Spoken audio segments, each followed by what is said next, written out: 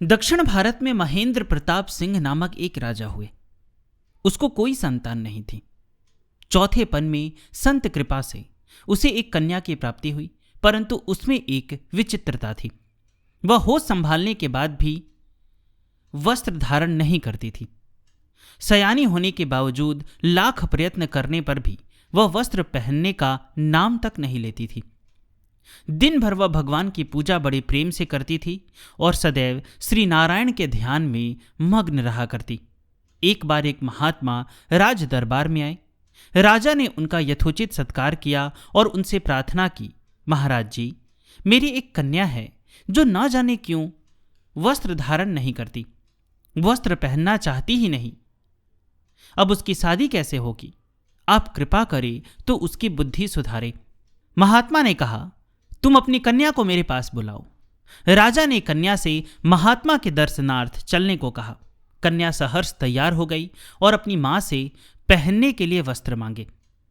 दोनों दंपत्ति की प्रसन्नता का ठिकाना न रहा। रानी बड़ी तत्परता से उसे नए नए वस्त्राभूषणों से सुसज्जित कर महात्मा के पास ले आई। कन्या महात्मा के चरणों में दंडवत निवेदन कर एक ओर खड़ी हो गई।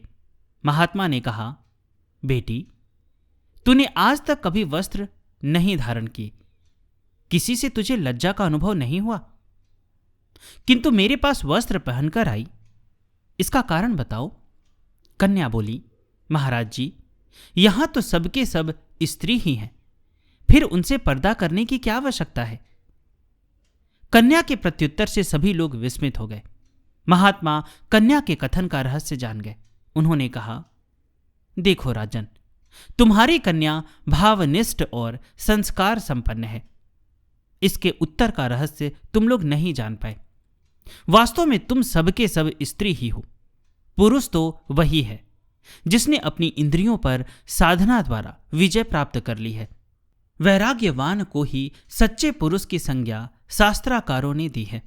तुम इसके लिए अलग महल बनवा दो, उसमें यह प्रभु भजन करती हुई जीवन यापन करेगी।